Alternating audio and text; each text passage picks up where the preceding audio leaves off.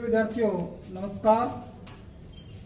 आज अपने class 9th जिसका सिलेबस चेंज हो चुका है, जो एनसीईआरटी का सिलेबस है, उसके अंदर जो 4 पुस्तकें हैं, लोकतांत्रिक राजनीति, अर्थशास्त्र, समकालीन भारत, समकालीन विश्व यानी इतिहास की पुस्तक एक और एक भूगोल की।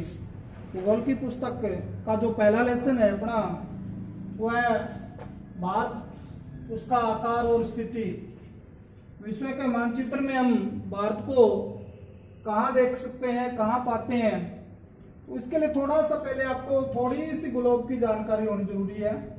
किसी भी देश के आकार और उसकी स्थिति को जानने के लिए उसका अक्षांशीय और देशांतरीय विस्तार ध्यान में होना जरूरी है।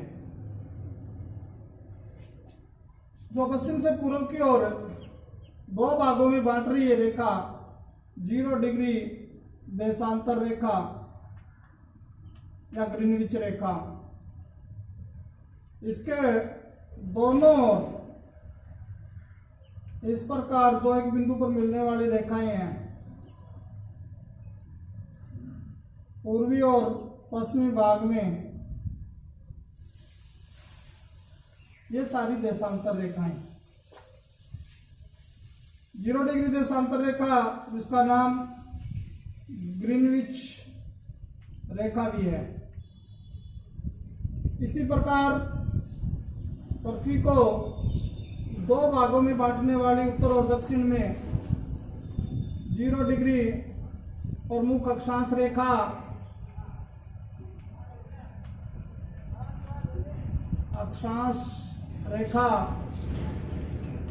भूमध्य रेखा या विषुवत रेखा,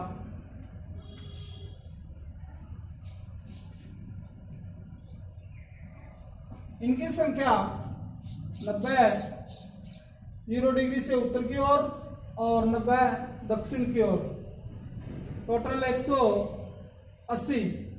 देशांतर रेखाएं 180 पूर्व की ओर और 180 पश्चिम की ओर। लास्ट में 360 डिग्री यानी 0 डिग्री देशांतरी बन जाता है, पूरा एक वर्ताकार सा बन जाता है।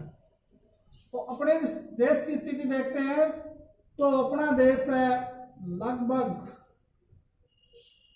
यहां मिलेगा आपको इस क्षेत्र में। कोई भी देश को अगर ढूंढना है, उसका अगर हमारे पास अक्षांशीय और देशांतरीय विस्तार है तो उसको हम आराम से ढूंढ सकते हैं। तो इसको ध्यान में रखते हुए अब जो भारत का आकार, तो इससे पता चला अपने को कि भूमध्य रेखा के ऊपर है और ऊपर का ये जो पार्ट है उत्तरी गोलार्ध,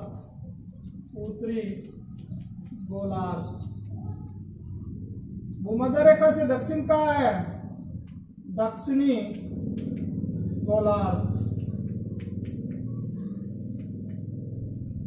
इस बात का तो हमें पता चल गया कि भारत है वो उत्तरी गोलार्ध में है। अब इधर से जो देख रहे हैं तो ये सारे का सारा पार्ट पूर्वी गोलार्ध का, एक तरह से इसको पूर्वी गोलार्ध भी कह सकते हैं। तो पूर्वी भाग में,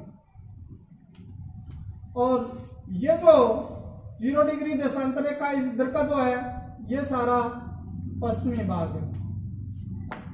देश भूमध्य रेखा से उत्तर की ओर उत्तरी गोलार्ध में है और पूर्वी देशांतरों के अंदर स्थित है। तो स्थिति कहाँ है इसकी हम देखते हैं। ये जो मानचित्र है, इसके अनुसार भारत का जो अक्षांशीय विस्तार और देशांतरीय विस्तार, अक्षांशीय विस्तार 8 डिग्री 4 मिनट स्थलीय भाग का ही, 8 डिग्री 4 मिनट से लेकर 37 डिग्री 6 मिनट उत्तरी, दोनों के उत्तरी, क्योंकि उत्तरी गोलार्ध में है, भूमध्य रेखा के उत्तर में है।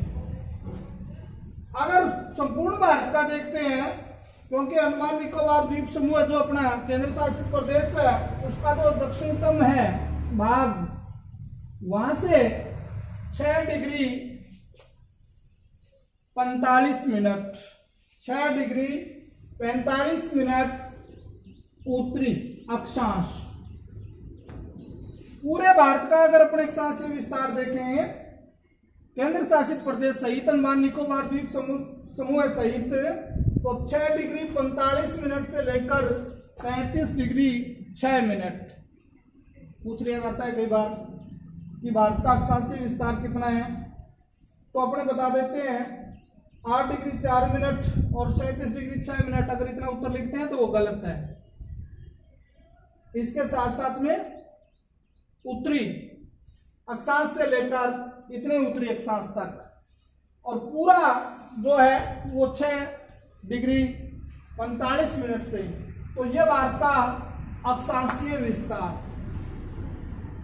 देशांतरीय विस्तार की बात आती है तो गुजरात के क्षेत्र से लेकर लगभग 68 डिग्री 7 मिनट पूर्वी देशांतर, 68 डिग्री 7 मिनट पूर्वी देशांतर से लेकर 97 डिग्री 25 मिनट पूर्वी देशांतर, ये देशांतरीय विस्तार है। यानी इन अक्षांशों और देशांतरों के बीच में अपना भारत स्थित है। 23.5 डिग्री उत्तरी अक्षांश पे जो कर्क रेखा है वो भारत को 2 बराबर भागों में बांटती है। कर्क रेखा भारत को 2 बराबर भागों में बांटती है। भारत उष्ण कटिबंध में भी और शीतोष्ण कटिबंध की जलवायु वाला देश भी है, क्योंकि जो 23.5 डिग्री जो कर्क रेखा है उससे ऊपर का जो भाग है, जो इधर ऊपर की ओर आते हैं शीतोष्ण कटिबंध का, सर्दियों में सर्दी और गर्मियों में गर्मी। इसके दक्षिण भाग में ना ज्यादा सर्दी और ना ज्यादा भयंकर गर्मी होती है। इसी प्रकार जो देशांतर है 68 डिग्री 7 मिनट से लेकर 97 डिग्री 25 मिनट, इन दोनों का जो सेंट्रल अपना वो है 82.5 डिग्री पूर्वी देशांतर, 82.5 डिग्री पूर्वी देशांतर, जिसको बोलते हैं भारत का जो मानक यामयोत्तर है, जो कि उत्तर प्रदेश, ये यूपी का जो राज्य है, उत्तर प्रदेश के मिर्जापुर से गुजरती है, मिर्जापुर से। इससे अपने देश का मानक समय निर्धारित किया गया है, क्योंकि अगर 2 देशांतरों को पार कर रहे हैं तो उसमें 4 मिनट का अंतर आ जाता है। और ये दोनों है, भारत का पूर्वी और पश्चिमी बिंदु है, इनके अंदर लगभग 30 देशांतरों का अंतर आता है। तो भारत के जो पश्चिमी और पूर्वी भाग है उसके बीच में समय का अंतर भी लगभग 2 घंटे का आता है, क्योंकि पूछ लिया जाता है कई बार कि अरुणाचल प्रदेश और गुजरात के समय में 2 घंटे का अंतर क्यों है, या वहां सूर्योदय पहले क्यों होता है और या बाद में क्यों होता है। तो इसका यही कारण है कि ये दोनों अलग अलग देशांतरों पर स्थित है, इसलिए पूरे देश का समय एक हो, इसके लिए यहाँ इसका जो केंद्र है वो मान लिया गया है। ये दोनों देशांतरों के मध्य का पार्क है। विश्व के अंदर जब देखते हैं तो भारत का जो क्षेत्रफल है वो क्षेत्रफल की दृष्टि से 7वां बड़ा देश है, क्षेत्रफल की दृष्टि से 7वां बड़ा देश है। और भारत से जो 6 बड़े देश है उसके लिए ट्रिक है, रुक, चीन, अब रूस, कनाडा, चीन, अमेरिका, ब्राजील और ऑस्ट्रेलिया, और उसके बाद में अपना भारत, 7वां बड़ा देश। पूरे विश्व के संदर्भ में अगर देखें, अपने पूरे विश्व को अगर एक तरबूज का आकार दें, ये जो 7वां बड़ा देश है जो कि पूरे विश्व का 2.4% है, पूरे विश्व को ये मान ले तो ये क्षेत्रफल की दृष्टि से भारत बस इतना ही है, क्षेत्रफल की दृष्टि से, जिसका क्षेत्रफल 32,87,263 वर्ग किलोमीटर है। भारत का क्षेत्रफल 32,87,263 वर्ग किलोमीटर है। आप होगा इसको 32.87 लाख वर्ग किलोमीटर भी लिख सकते हैं। अब बात आती है जनसंख्या की दृष्टि से। तो जनसंख्या की दृष्टि से भारत विश्व में चीन के बाद दूसरे स्थान पर है। और जनसंख्या के मामले में अगर देखते हैं तो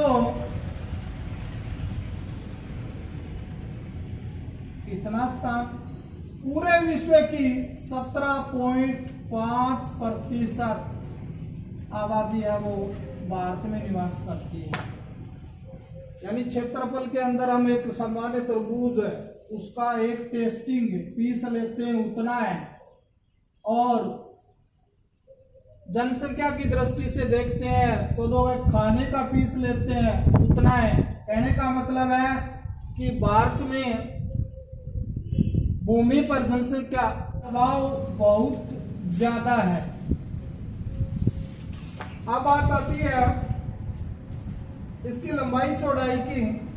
तो भारत की लंबाई जो उत्तर से दक्षिण है 3,214 किलोमीटर, 3,214 किलोमीटर। और पश्चिम से पूर्व की ओर देखते हैं तो इसकी जो लंबाई है वो 2,933 किलोमीटर, 2,933 किलोमीटर।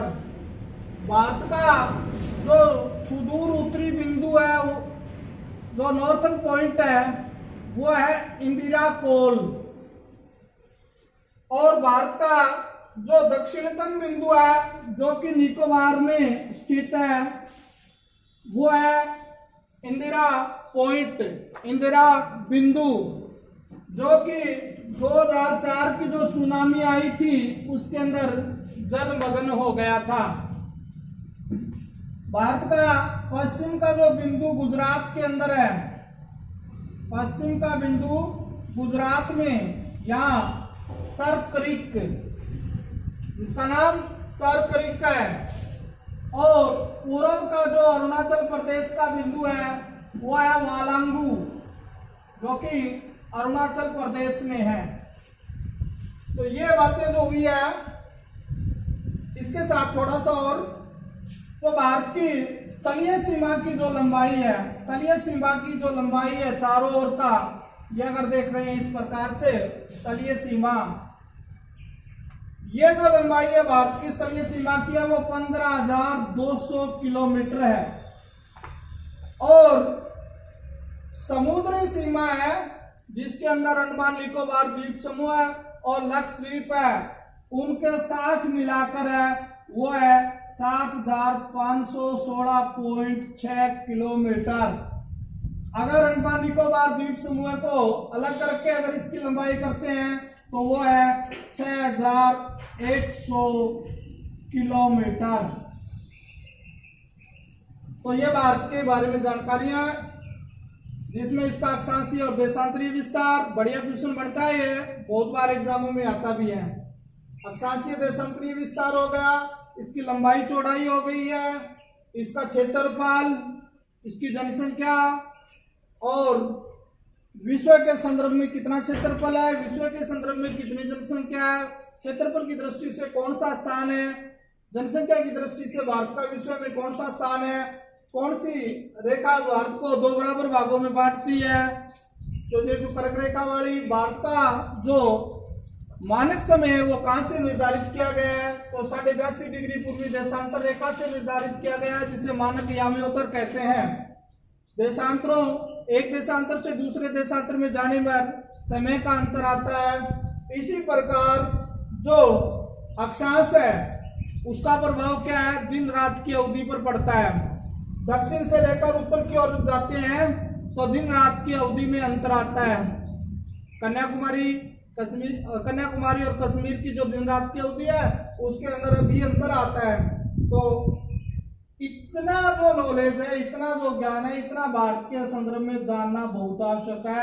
ये सिर्फ 9th क्लास के लिए नहीं है, 8th क्लास के लिए भी, 10th क्लास के लिए भी, और हर एक कंपटीशन में इसी मानचित्र को ध्यान में रखते हुए इससे हम सैकड़ों क्वेश्चन निकाल लेंगे। पहले आपके दिमाग में ये भारत का जो मानचित्र है वो एक तरह से प्रिंट हो जाना जरूरी है कि अपना देश जो है वह भारत लगभग ऐसा है, भारत है वो ऐसा है। हालांकि ये मानचित्र है वो पैमाने पर आधारित नहीं है, इसमें कमियां ढूंढने की कोशिश न करें, ये पैमाने पर आधारित नहीं है, इस बात का आप ध्यान रखोगे। और इस संदर्भ में अगर अपने मानचित्र में दिमाग में है तो इसी के संदर्भ में आपके भूगोल के जो आने वाले जो लेसन है वो सारे के सारे कवर हो जाएंगे। अगले में अपने जो पड़ोसी देश है उनके बारे में और राज्यों के बारे में और केंद्र शासित प्रदेशों के बारे में अगले वीडियो में जानेंगे। आज के लिए बस इतना ही, धन्यवाद।